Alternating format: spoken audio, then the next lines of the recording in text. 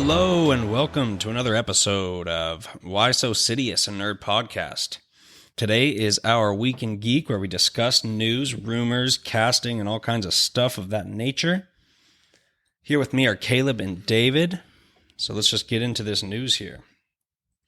I want to start it off with the big, earth-shattering news about Bob Chapek getting fired from Disney as their CEO, and our old buddy Bob Iger, who was CEO before him, replacing him. Well, I mean, that's insane, dude. There's a lot of drama behind it. There's a lot of, I'm excited. Disney has seemed to be a little weird the past few years. But I don't know. I don't even know where to start. Do you guys have any thoughts on this? Well, it seems that somehow Bob Iger has returned. Somehow. Some way. So I do see this is obviously he's better than Bob Chapek.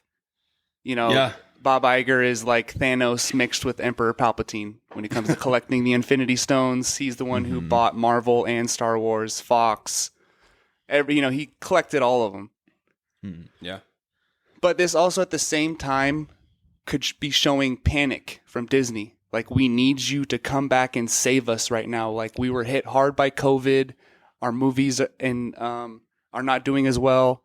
Disney Plus is not just non-profitable. It is like losing them billions of dollars a year, which is insane to think about because they have like 230 million subscribers, which is second to Netflix. But just because of all the content and all the new shows and things they're creating, it's not bringing in enough people for, $9.99 a month. And they're losing money on Disney Plus right now.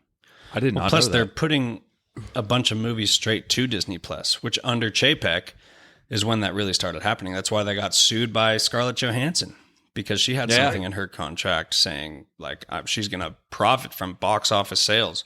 And without consulting her at all, or even speaking to her, they just released it on Disney Plus. So boom, that part of her contract, she lost a lot of money. And even their response to that, sketchy. I guess the Disney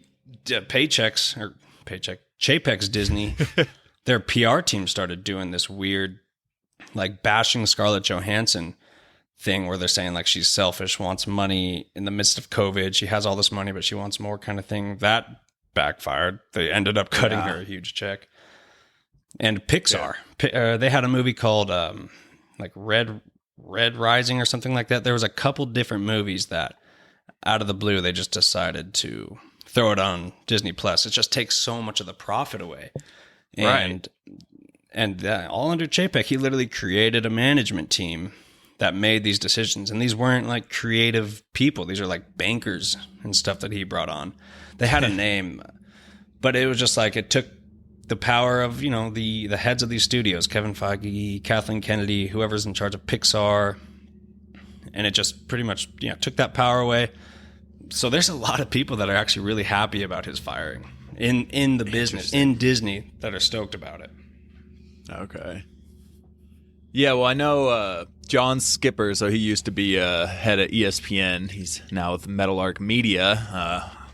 He was talking about it on the Dan Le Batard show, and he was talking about basically he just had nothing but good things to say about Iger. He said, for the last 30 or 40 years, he's been the best film executive kind of guy out there in the business, and so this is nothing but good things for Disney to be bringing him back. It's definitely weird the way it kind of rolled out, but he had nothing but good things to say about him. You guys know the story about how Bob Iger got Star Wars, right? He shut down vaguely. He shut down Disney. Yeah, he shut down Disneyland for a day, brought George over for dinner at Disneyland, and said, "What are you going to do when you die? You don't have any heirs. Who's going to take over Star Wars?" And I guess Bob Iger did George a huge solid back in the day with his Indiana Jones TV show. So basically, George's thought the whole time was, if I ever sell Star Wars, it will only be to Disney. I will not sell it to anyone else but Disney. So Bob Iger did kind of lie when he said, we will use your scripts for the sequel trilogy. And then he kind of threw those out the window and did a whole entire different thing. So he's a hustler. I get it. People like him. He has a smile on his face, but he is a cutthroat businessman. Mm-hmm. Which might be what Disney needs right now. Yeah. For sure. Now, Chapek did, like, apparently, yeah, he might have been a terrible CEO from a lot of people's opinions, but you got to think that he literally took over Disney a month or two before the COVID pandemic. Yes. Like, and he didn't know that was going to happen. Like, he didn't know that the Iger probably did. Maybe. I mean, Iger was in on it. They have connections with China. but you got to think the movie production stopped. Nothing was in theaters. Even the cruises stopped. Disneylands are closed. Yeah. For the first So time much ever. of their profit was just gone. So it's almost, it kind of forces you to make a bunch of weird, bold decisions that you think might work, because you're in a position where you're going to start thinking outside of the box, trying to like really change the structure of the business. So I don't know. He was not in a good position, but still making levels of management, I think, is the thing that annoys me most. The fact that he had other people deciding for Lucasfilm and Marvel, Pixar, deciding where their movies are going to stream or where their shows are going to show. Right. It's all pretty annoying. He even fired a guy named Peter Rice, who was really well respected and loved in the Disney business. That made a lot of people angry. Straight up. It's And weird though that Bob Iger said he would never come back. He said he was done. I thought His that. Yeah. his deal is like a temporary deal. He comes back for 2 years, and it's Oh, really? it's to set the strategic direction and to identify and prepare a new CEO. Interesting. Okay. So bringing them back just to kind of mediate, get everything back to square one so they're ready for a takeover. Right. Okay. Because one thing he did is give creative control to all the heads of those companies I just mentioned, Kevin Feige and all them. And that's kind of what we needed. Like, as soon as Chapek took over, like, Marvel's a good example. Like, it seemed to be pretty disoriented after that. Some things came out that were really weird. We had a couple wins with No Way Home and Wakanda Forever, but things took a weird turn for a while. I don't know how much that has to do with Chapek, but Yeah. Right. Never know. Could have a I lot. don't think he would. But yeah. But, And but another it's thing, Feige, right? yeah, I mean, it could absolutely have nothing to do with them too. At the same time, you know, we don't know really, but yeah. well, Feige had so much on his plate. You're talking about like 3 Yeah, I think shows and that's what 3 happened. movies a year, when before it was like, Dude, 1 movie a year, Yeah. 2 movies a year, no shows. Dude, I saw a stat that Marvel Phase 4 total runtime is longer than the first 3 phases combined. Wow. Like, that's how much crap they packed into Phase 4. Like, that's insane. That's overboard. see, Like, that's that's not ridiculous. right. So yeah, they went a little too crazy there. Yeah.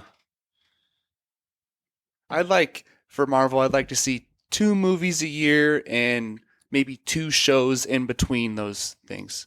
2 and 2. Got I'm a down little for more 3. Special. A little winter, summer, and maybe a fall. Well, it used to feel like such an What about event. the next? That's only 2. Or no? Winter, summer, and fall? But Yeah, then that's what 2 would- right oh, there. But then, no, but then the next one would come out like 2 months later. Yeah, you gotta, you know. Okay. I love the format. It's just that when you have freaking dropping the ball like She-Hulk, and in my opinion, Miss Marvel, a lot of people liked it, but I like that because it's so much like the comics, where you have like all these little issues with personal stories and then the big events, and they're doing the movies like the comics. So that's cool, but I'd rather there be quantity over quality, or quality over quantity. Right. So, AKA, we don't need Agatha. Whoa. so Chapek actually learned about his firing the same day they announced it publicly. And apparently, from a report, he learned about the firing while he was at an Elton John concert, when he was expected to introduce Elton John on stage. But he heard the news and left the stadium or whatever. He has like a special on Disney Plus right now too, Elton John. I just saw it when I went to watch Andor. Like, he's headlining Disney Plus as Elton John's thing. So that was all Disney surrounding Tough too, look. or Disney related. And he just gets canned. Bobby. And Iger did fire like his right-hand man, like, immediately. Good.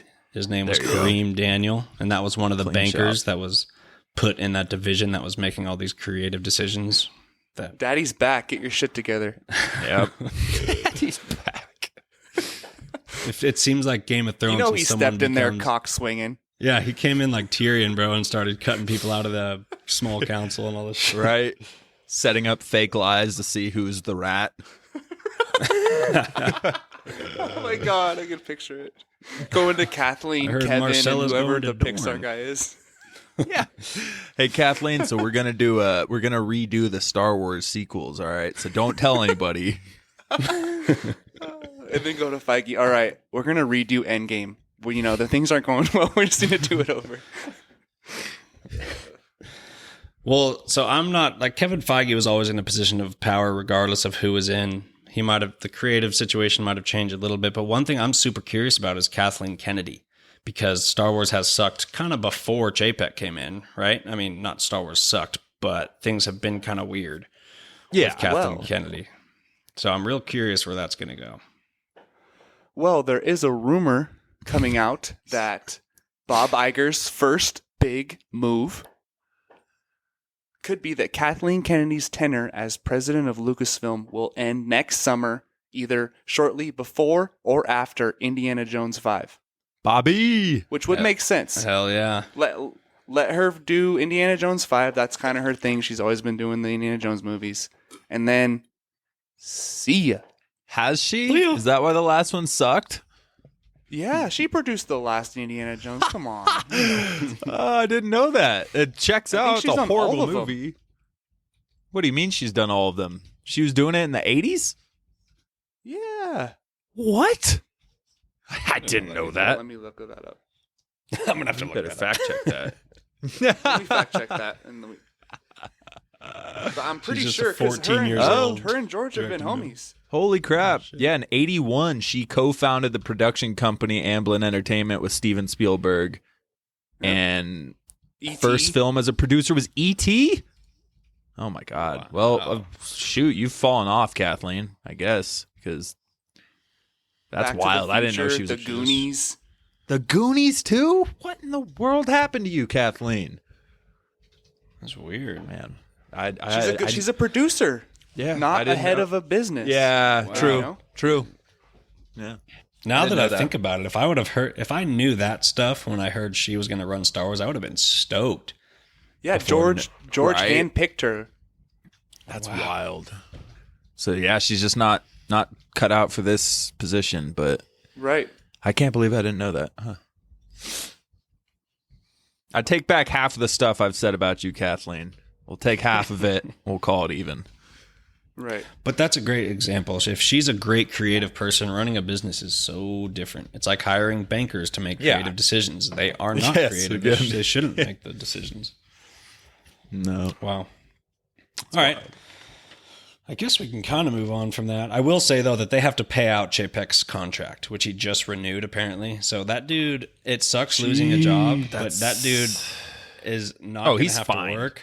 He's Yeah. going to still get paid as if he's running Disney for the next however many years. So he is chilling. I don't know why you would work another day in your life. Yeah, even if he was cut off with no severance at all, he'd be fine for the rest of his life. Yeah. But yeah, the fact they're going to keep paying this out, he's okay. This one's to Chapek. Pour it out. I guess. He's Apparently gonna be dumping Chapek is the champagne reason all over them. Bleeps. that he might have been the reason why Star Wars hasn't been releasing movies too, and that was another kind of rumor that he was the one that forced that down. And speaking of panic, which you brought up earlier about having a panic decision to hire Bob Iger, look how much they were panicking like a couple weeks before that when we got the report that Disney took a big halt on funding. They fired a bunch of people. They said you can't fly places to meet anymore, only Zoom meetings. And they cut funding for certain studios. That was a big panic move. And then a couple weeks later, the ultimate panic move. But I think that previous panic move with all the funding cuts and all that stuff was a Chapek thing. That might have been the last straw, that broke the camel's back. I don't know. Yeah. Well, power doesn't panic, so they better get it together. Nice. Ha! Probably killed everybody on Tieback. level 2. hella Disney workers just found dead in a factory. Yeah. I don't know why they'd be in a factory. But It's fine. Just think of the absolute most crude possible scenario you could think of. You know, they're out down there in the coal mines and they just wiped them out. at a slaughterhouse, you found more than cows hanging on the line. Good Lord. It's the Baby Yoda plush doll factory. Oh, God. They're just working 24/7, nonstop, all sizes. Was heard saying you guys are just like any other Star Wars toy before the murders. Anyway, we got a little dark, so. Anyways, Hopefully, let's bring up What some. just happened?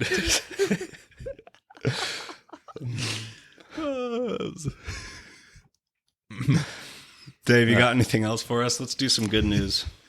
Yeah. Chapek getting fired is good news. Fuck it. Yeah, I think that's good news. I got some exciting news. Yeah, so we got some information coming out about the Thunderbolts project, and it's regarding a possible villain. So, character is described as an evil Superman who is very powerful, which I don't know why you need to put the very powerful part. He's an evil Superman. I think that goes without saying. Superman, but powerful. And he's powerful. I didn't know that. He's also conflicted, apparently. So, Yeah. conflicted and powerful evil Superman. Ryan Gosling and Alex Skarsgård are potentially at the front of the running right now for this role. So my first thought was Hyperion. So that's one kind of Superman style character from the comics. Now I'm sure he had a brief moment of gray. I think for the most part he's a hero though. But there's recent rumors about the Squadron Supreme appearing in this film, which is kind of like an obscure superhero group with Hyperion, Nighthawk, and the Wizard, which if you watch Jessica Jones, you might get that obscure character reference, but it's pretty random. But I'm pretty hyped for this. Another possibility would be Sentry as a character. So what do you guys think we're going to get here? I never thought of Hyperion as conflicted, and that's kind of the key word that leads me to believe it's Sentry, because, with the Sentry, he is totally a Superman-powered dude, but he's not evil. It's just that he has this thing called the Void, which is some kind of dark entity that takes over his mind in a very Jekyll and Hyde kind of way, and he's super scared of the Void. Like, it scares the shit out of him when he is himself, which is like one of the Thunderbolts runs where Norman Osborn recruits him.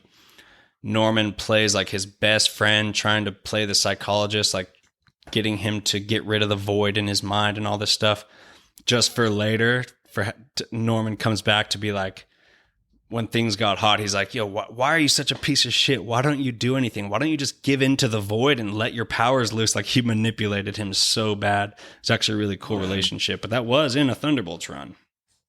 Okay. Now, when we see the cast for Thunderbolts, I don't see them taking on Sentry like at all. That's what I was going to ask.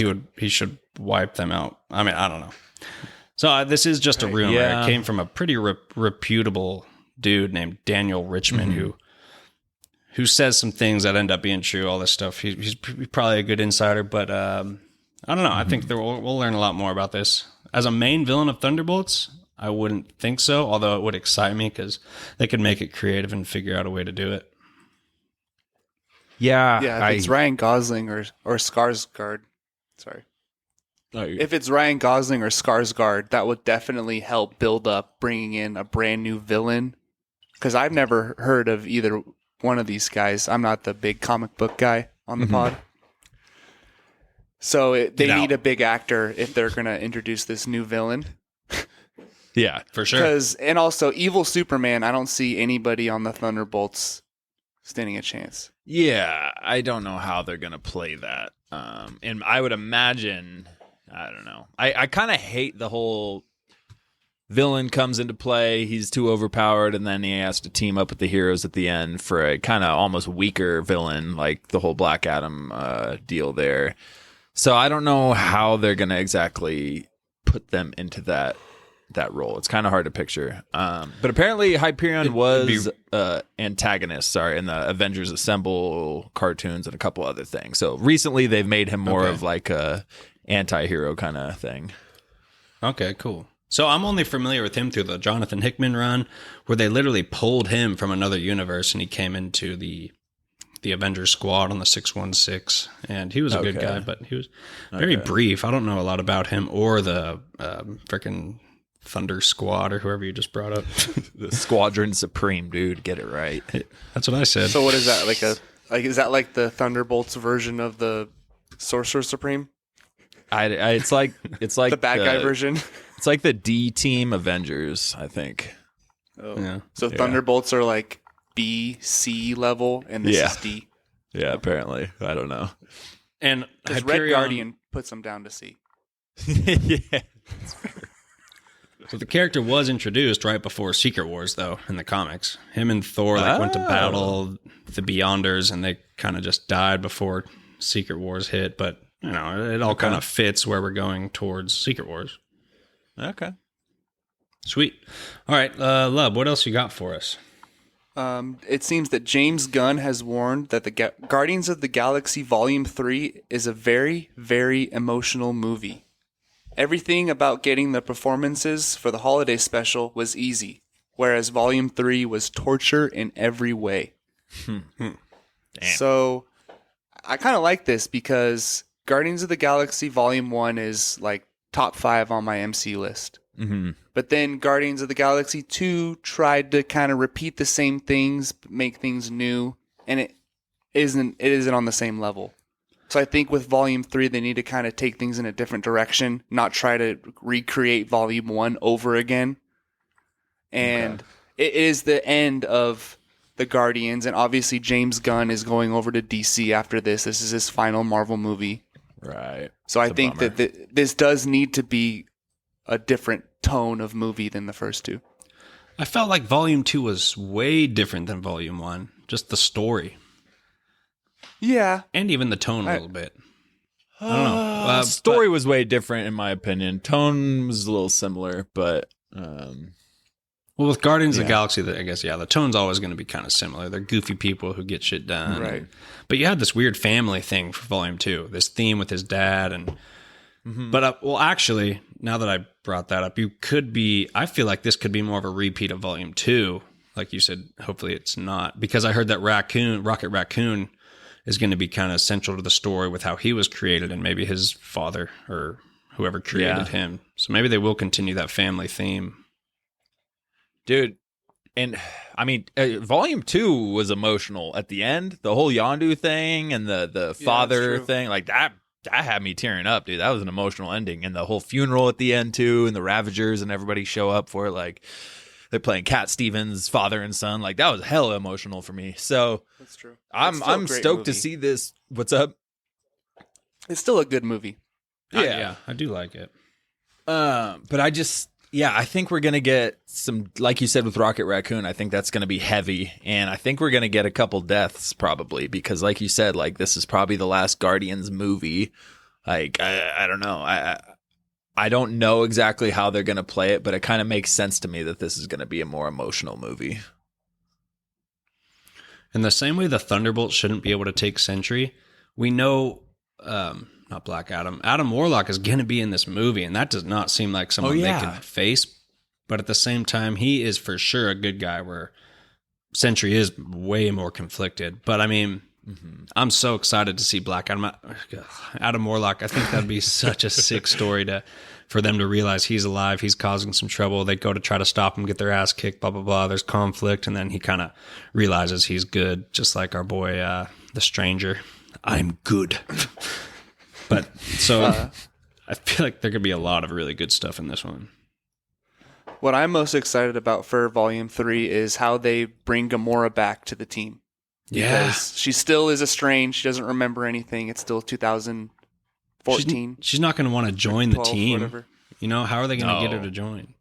It took so much in Volume 1. They had to go to prison together and break out together. They're not going to have that conflict to like have that. But they have bonding. to bring them back together. They will, they should. I mean, they will. It would be a memory recovery or something. I don't know. Right. They had Loki catch up on all of the movies that he missed in Loki because he got transported out of the Avengers thing. Yeah. And they had him catch up all character development wise in a matter of 45 seconds in one scene. So you could do it. That was a powerful scene in Loki when he saw his mother die. Yeah. And he was watching that. That was actually a good scene. Yeah, it's like you shouldn't have been able to cover multiple movies and shows of character development from Loki within a matter of a minute in a scene, but they really did nail that. Like, it was a really good job. Yeah, and he was a villain at the end, like at the beginning of the season. Yeah. Loki, he was a pure villain. So it's wild how he turned into the Loki we grew to love right before he died at Thanos' hand. But yeah, he totally became that same person. Well, they showed him that quick clip of his life. They showed him. Yeah, they showed him all the Avengers and Thor movies. Yeah. So, I missed it. You missed it, Steve Martin. You just said that? Yeah. Like 2 seconds before you. All right. Well, let's stick with Marvel. All right. Whatever, dude. I like marbles. That's actually weird. I lost my big Marvel fan. Yeah. A big collection. Well, roll them around. So we got a new Blade director. And to me, like, it's the news about having whoever is directing isn't the big news. For me, the big news is that it's still happening and now they have a director. So Blade is like back on track because there was a lot of turmoil going. Like they had a couple different directors and it didn't seem like it was going to work out. I was wondering if the movie was still going to get released. But yeah, they got a director. They got a writer. Jan Damage is the director and Michael Starbury is the writer. So they haven't done anything huge, but that doesn't bother me at all. Look at what did the Russo brothers do before they got hired on, you know. They had a bunch of comedies, but nothing in action. That was not Arrested Development, stuff like that. Actually, good comedies. Community and Arrested Development, yeah. So yeah, just the fact that we're moving forward and Blade is pretty much confirmed, still on track, it's going to happen. So of course it'll get delayed a little bit, but that's good news. Mm-hmm. Blade is the watch out for detox of the MCU. That's how I feel about Winds of Winter, but yeah, just waiting. Yeah. Or Winds of Winter, yeah. They brought Mahershala Ali on stage at Comic-Con 4 years ago. A while ago. Yeah, before a lot of these announcements. And then they kind of, like we talked about before, they kind of didn't announce anything at other events after that. It was like, wait, there was no kind of Blade update here. And then again, no Blade update. And now it's been, they're starting the script over again from scratch. That's crazy. I was kind of bummed that it's not Sam Raimi. After those rumors, I thought he would have been perfect with his horror influence and he always pretty much nails a comic book film. So I would have liked that. That would have been really cool, but we'll see. Yeah, 2019 is when they brought out Mahershala at San Diego Comic-Con. So again, that was before a lot of announcements and just it's the slowest one. Before all of Secret Wars and King Dynasty. Years before, yeah. I wonder with this Chapek thing, he seemed to give the green light to this rated R stuff because we have a Marvel Zombies is going to be rated R. And apparently, there were some other things. Well, Daredevil. Multiverse of Madness. Yeah, that's supposed to be dark, which they should still do that because Deadpool. Iger gave the green light for that to be Deadpool's supposed to be rated R. I hope Iger lets that still happen, So who knows? Because I obviously want Blade to be one of the darker MCU films. That film should be R. Brutal. Yeah, it's super hard PG-13 if they could work that out. Yeah, if you write it well enough, you can do it. But it's a vampire slayer. It's gonna be gory. It's there's no way around that one. You're fine. Yeah, if we do the Morbius thing where Homeboy slashes a guy's throat and literally nothing comes out of it, nothing. He just slashes the dude's throat and he just drops dead. And it's okay. Was that on impact? Did he did he punch him in the throat and kill him? Because it's very noticeable, man, when you just cut out gore like that. Again, we don't need gore to make a good movie, but you do need realism. So there's a middle ground there. I'm pretty sure in the first Blade movie, one of the first few scenes is them like hundreds of people Yes. dancing together in a shower of blood. Yes, they're all covered in blood. But anyway, yeah, it's cool that it's still happening. All right, so Dave, what else you got for us? All right. I got a couple of Sony and Spider-Man news coming out here regarding Spider-Man freshman year. So there's a lot of stuff going on around that. There was kind of rumors that it might have been held off or postponed, but it looks like they're pushing through with it. But again, Charlie Cox's Daredevil will be in it, and the main reason he'll be in it is so that he and Spidey can team up to take on the infamous Kingpin, who will be voiced by Vincent D'Onofrio. And the show and movie were meant to parallel each other as these moments happened in alternate universes. So they're kind of prepping Kingpin and Spider-Man a little bit in the future, and possibly, like we said last week in Geek, maybe Spider-Man end credit scene with Daredevil.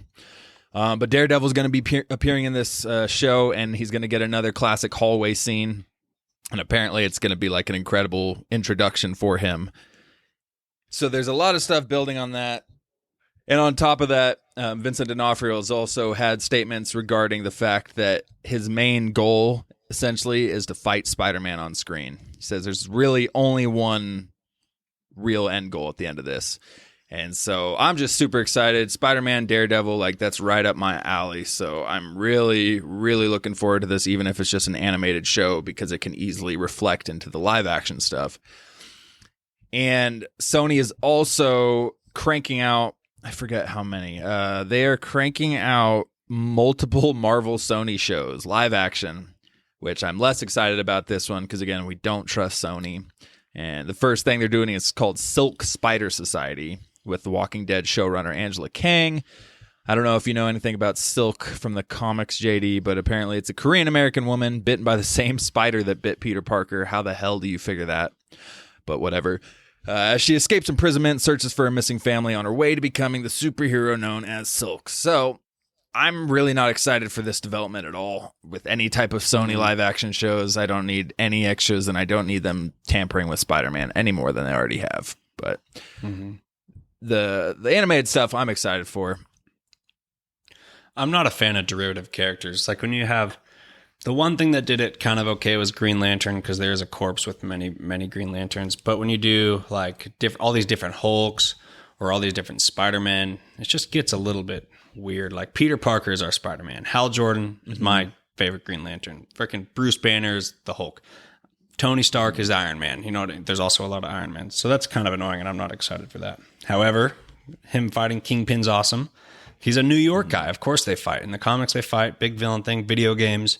He was one of the main villains early on. Ultimate Spider-Man in it's like the 60618 universe or something like that.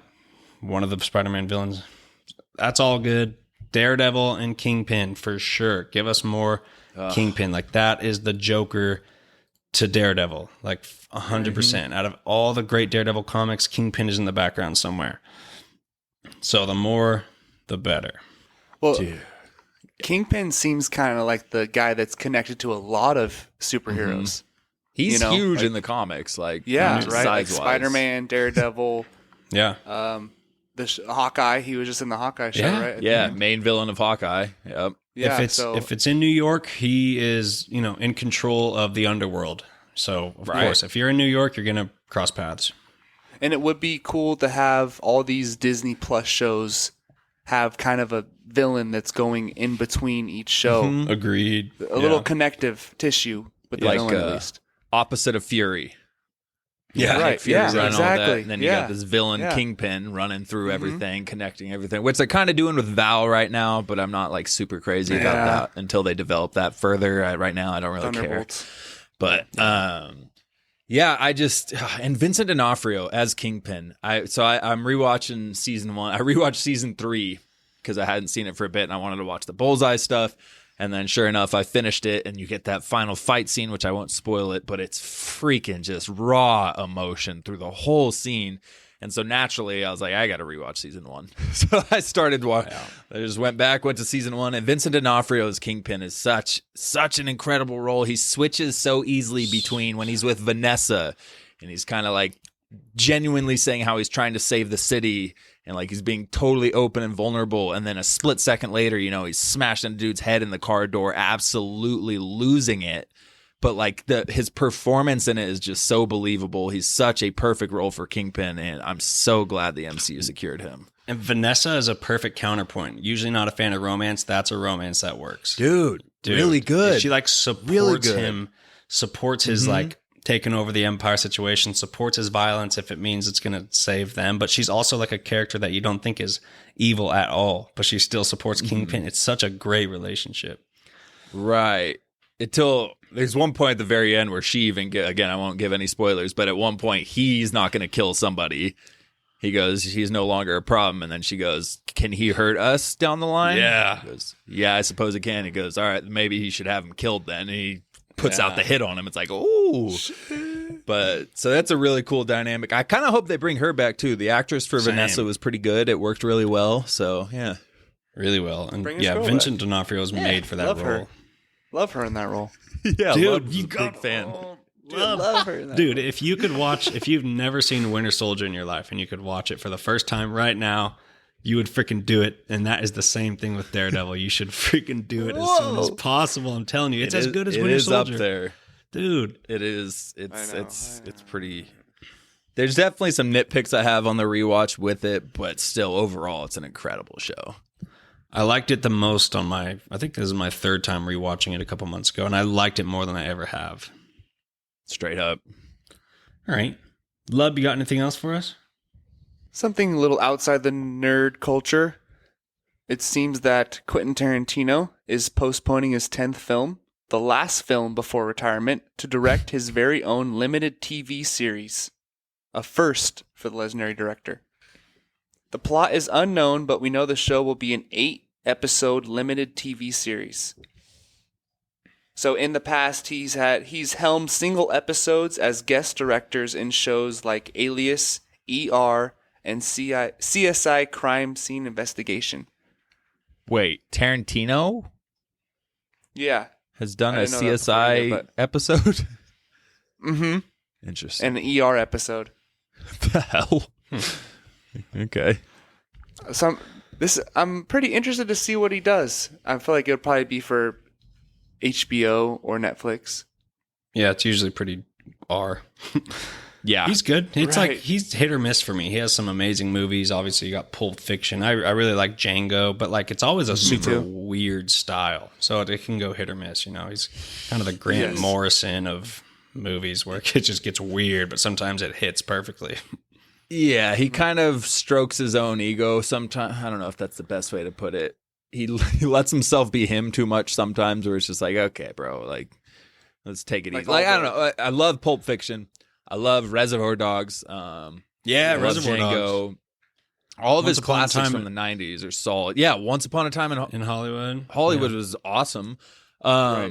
But Hateful Hateful Eight wasn't a fan. I actually, No. I I was liked so it. bored out of my mind. I just, It was- yeah, I couldn't finish it, dude. There was a lot of different freaking numbered movies with that series, right? I don't know which one I liked.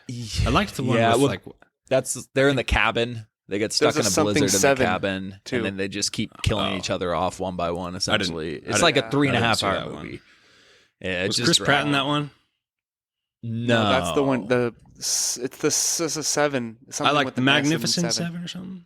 I like That's Yeah, not Magnificent Tarantino. Seven. I know, but yeah. That's a dope movie. Yeah, Yeah. Yeah, not Tarantino. Okay. Cool. But yeah, could be hit or miss. I don't know. I'm not going to freaking like watch it the first day, but we'll see. yeah. No, I'm definitely checking it out though. Dave, what else you got for us? All right, what do I have? I got some news regarding the Flash movie coming up. The great villain of Flash, Reverse Flash, is heavily rumored to be appearing in it. And the lead possible casting choice for him at the moment is Game of Thrones star Nikolaj Coster-Waldau, which is interesting. I could kind of see it. So this brought up the thought. Now, I'm not super familiar with Reverse Flash. I know him only from the animated movies, actually. I've never even seen him in a comic. But I got a decent vibe for him. So I was curious who you guys would cast for him. My first thought for it was Anthony Starr, just because he's so good. Homelander. He's just so good at doing that powerful but absolutely villainous, like, just nefarious side to him, and he's such a great actor. So who do you guys think? What would you like to see as a Reverse Flash character in there? Oh man, it's tough. Well, I like Anthony Starr, and I love Nikolai Coster-Waldau. Those would both be fantastic. He's a great villain, dude. One of the best DC villains in the comics, and we have not seen that on screen yet. Yeah. Well, we saw him in the CW thing, which is a corny show, but who played that role? They really nailed Tom Reverse Cavanaugh, Flash. I believe is his name. Is it Tom Cavanaugh or it's Tom something? Yes, Tom Cavanaugh. Tom Cavanaugh, He did really good. He was the best part of that show for sure. I did hear good things about him, like his specific role in it. Yeah. And if you're doing a Flashpoint movie, that revolves around the Reverse Flash, like 100%. There is no Flashpoint adaptation without Reverse Flash. He causes the Flashpoint. He causes Barry Allen to go back in time to save his mom, causing a butterfly effect. You absolutely need that villain. Okay. So for my casting, we need someone that looks like Ezra Miller, but a little bit different, right? Same person. So It's not Barry the same. It's not like another Barry Keoghan. Oh. Yeah. I mean, The guy who, the Joker in DC right now, obviously. Yeah. but I mean, he that definitely was a looks like an post-credit scene. evil Ezra Miller. But so wait, He looks like an evil Ezra He Miller. does. He 100% does. True. Like, wait, so Reverse Flash isn't like an alternate universe evil side name of is Flash? Oh. Eobard Thawne. He was born in like Kang era, like 28th century or something like that. But Barry Allen is a martyr. He died, but there's statues. Everybody freaking loves him, all this stuff. And he was like a scientist studying the Speed Force, and he grew a super large animosity towards Barry Allen for whatever reason. And his goal is to go back in time and just completely ruin his life. So that's Wow. It's not another Barry Allen. Didn't know that at all. Yeah. Always considered him to be like an evil clone. Not a clone, but like an alternate universe style kind of guy. Yeah. So what? He just stole. So Flash was just super popular, and this guy hated him. He was like, you know, I'm going to take his costume and character, but I'm going to do the opposite colors, and I'm going to go back in time. And yeah, he like tried to take the Speed Force for himself and caused a lot of problems in his life. So as the more problems he caused in his life, he grew animosity towards Barry Allen, who was a martyr for mastering these powers. And for some reason grew a deep hate for the person himself, which is unreasonable, but he kind of was psychotic. Yeah. Fair enough. Well, I'll still give it to you, love. Barry Keoghan does look like an evil Ezra Miller. Yeah, no, that is true. The real life version of Ezra Miller. So that's exciting. Give me Reverse Flash, bro. All right, well, we have a little comment regarding Ant-Man. And the MCU Times has a quote saying it's maybe Marvel's best script. So, Dang. I mean, whatever. We hear movies are going to be really good before they come out all the time, but I don't care. I'm very excited for this movie, and just to hear anybody say that it's possibly Marvel's best script is really exciting. I mean, well, actually, now that we heard the same thing about the Eternals, if you remember, I think someone was talking about how it's like Feige himself is thinking that this is going to be Marvel's like best movie. Yeah, like Eternal specifically had a very promising quote regarding that situation. Well, that just pissed on my excitement. But Well, Eternals was good, but it's mid. it was fine. It's definitely mid. It fell a little short of expectations, but I don't think it deserves the hate it gets. I enjoy rewatching Eternals. I enjoy but it, I didn't yeah. know they said that about it before it came out too. So Yeah, very promising. that's a bummer. Which, yeah, I mean, I do like Eternals. I mean, it was cool, but they didn't introduce the next Avengers villain coming up in the next movie, where Kang is coming out here as and dude, it's cool because Thanos didn't have a movie to introduce him in a big role. Of course, we saw him in Guardians and a couple of credit scenes, but it's not like he was a central point in a movie. So this is very unique as far as our next Avengers level threat. Obviously, Ultron didn't get anything before he was shown in Avengers. So he's going to get some serious development before we have Kang Dynasty. So that alone, like, I'm so excited for this movie. Yeah. Well, and you got Jeff Loveness, who's writing this movie, is the same guy writing Kang Dynasty. So you have that continuity too. So this is basically like the first movie in a sequel coming out here. Yeah. So I trust this a little bit more, I guess, maybe just for my own sake, but I'm still excited about the report. And from the trailer, I bet they get sucked into the quantum realm maybe like 20 minutes into the movie, get introduced to Kang 15 minutes later, and then, he's in the rest of the movie. It's not going to be this like last 20-minute kind of thing. Like he's going to be a big part of the whole movie. Yeah, I think what's really cool is it might be like the end of Infinity War where the heroes absolutely do not win. Yeah. There's like they all get wrecked at the end. Yeah. Yeah. It's Kang Dynasty. I was going to say, and that leads into Kang Dynasty. Exactly. Yeah. But where would that leave the Marvel universe until then? Because there's quite some time before Kang Dynasty now. Maybe the quantum realm is fucked, and no one really realizes that until Kang Dynasty.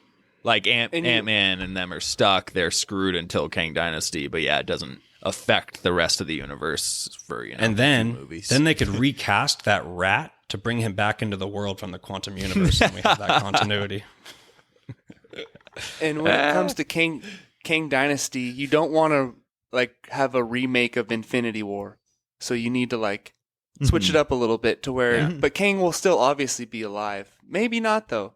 Maybe that version will be defeated. No, you're right. They could kill him, and a different variant is the Kang Dynasty villain. The Conqueror steps in. Yeah, that's the scariest part about Kang, dude. No matter what, he could still be there. You can kill 100 Kangs, but the ultimate Kang might come back. Like that's why he's so different from Thanos and very scary. Right.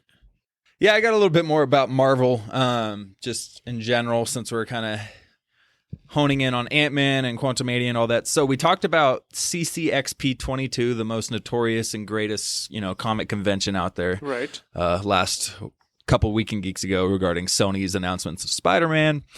Marvel Studios apparently is actually going to have a panel there. Kevin Feige will be there alongside with the cast and director of Ant-Man, and Guardians of the Galaxy Volume 3 will also have a presence. So they're actually going to be there. Wow. They won't be releasing much, obviously, because Ant-Man comes out in 2 or 3 months. It's not like we're going to get a crazy reveal or anything like that, but they're going to have a presence. So you add that onto the Sony news that's going to be dropping, and that's kind of actually an interesting expo at this point. So that's cool. And there's also something else interesting that dropped about Marvel and the way that they kind of choose the future of Marvel, which I thought was actually pretty interesting. So they have a not-so-secret retreat every year or two where they go away to Palm Springs. And the quote is, those decisions are made in a couple different ways, to be honest. We go to Palm Springs typically and just talk about interesting characters, and everybody gets a chance to say, hey, if we could do anything we wanted, what would it be? Who would it be? What characters haven't we used that we are passionate about? And out of that week, there tends to be 1 or 2 tentpoles that sometimes move, but that we start to be able to build around. And things like the multiverse came out of there. Things like building through Phase 3 and the Infinity Gauntlet came out of there. So, if you think about Marvel, we have 50 plus years of material to pull from. So it's not like there's a shortage of ideas. If anything, there's sort of an overwhelming amount of ideas, and it has to be someone being passionate about any given idea to figure out how to go on with that. So that was an encouraging, if that's really how they do that, like, that gives me faith in their process. Like, they just have all these people who are super passionate about 50 years worth of content, and they just go, all right, what would you want to do? What would you have the most fun doing? And then the best sounding things, they roll with it. So if that's really how it's done, that's a really smart way of doing that. Yeah. Can you imagine us three getting together and like creating a blueprint from where the DC or the Marvel universe goes from here? That would be so much fun. Right. Getting paid millions to do that too. That'd be cool. A little bonus. Dude, there. What a job.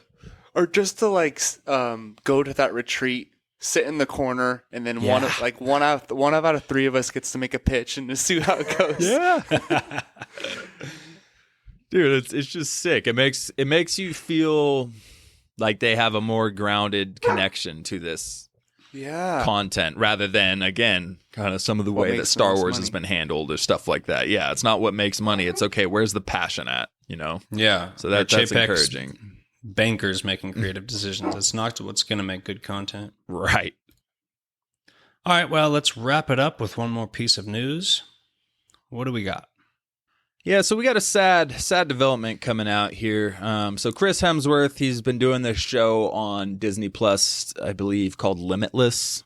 So he's just pushing his boundaries, physical health. He's being tested, yada, yada, yada. I don't know. I haven't really watched it. But apparently during all of these tests, he got results that came back that both sides of his genetics have an incredibly high risk of him developing Alzheimer's, which is a brutal, brutal disease. And the doctor told him that he had 9 to 10 times more of a chance than anybody else to develop Alzheimer's. So obviously this has him a bit shook, and he's stated that, you know, it's really triggered something in me to want to take some time off. And since we finished the show, I've been completing the things I was already contracted to do. But now when I finish the tour this week, I'm going home and I'm going to just take a good chunk of time off and just simplify, be with the kids, be with my wife. So his future in the MCU, depending on where this goes, may be pretty short-lived. Which, you know, I get it. Again, Alzheimer's is brutal. My grandpa had Alzheimer's. Like, it's not a fun thing to deal with. And so I imagine that'd be pretty scary news to get. So Chris Hemsworth's future in the MCU might be being cut short a bit.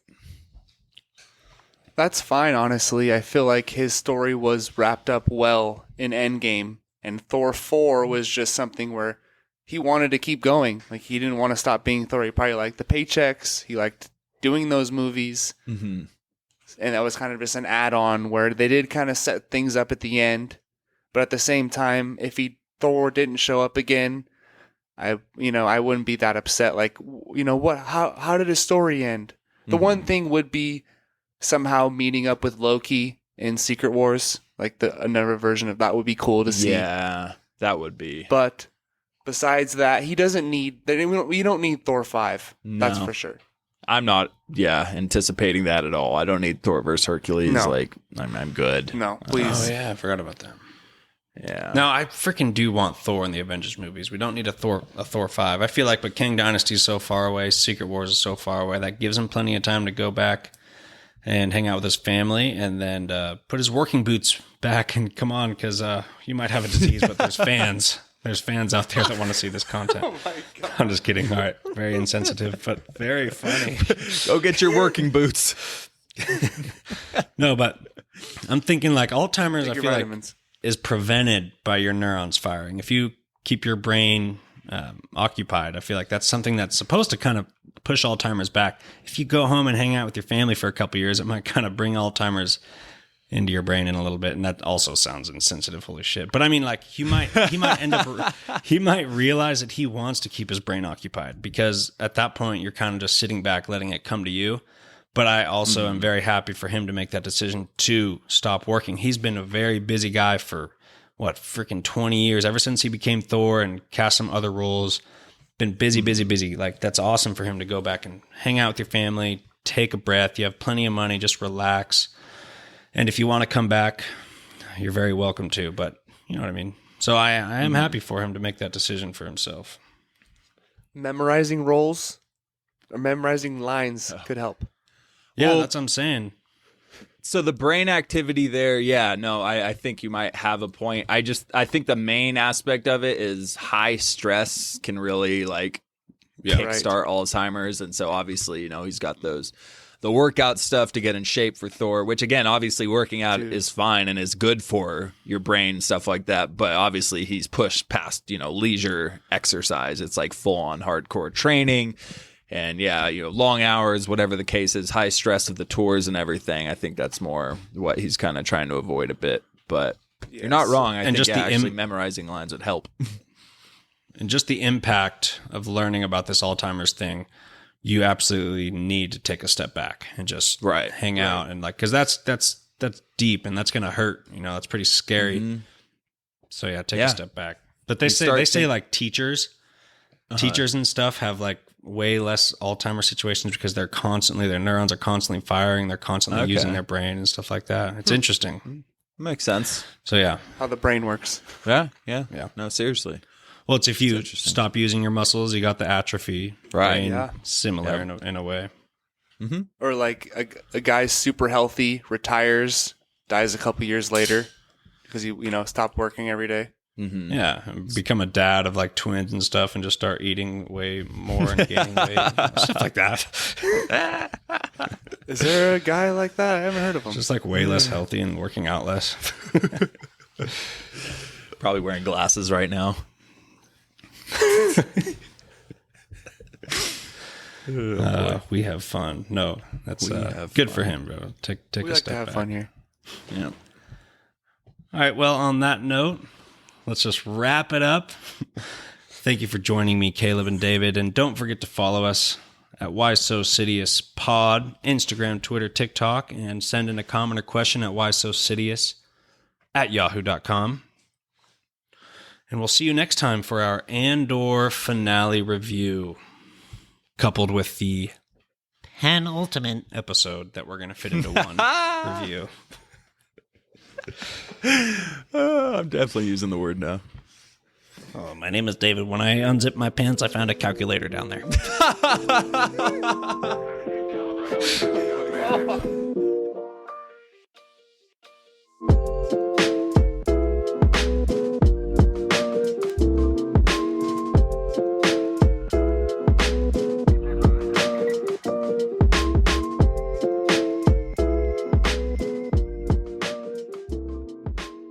Bob Chapek, you could not live with your own failure. And where did that bring you? Back to me.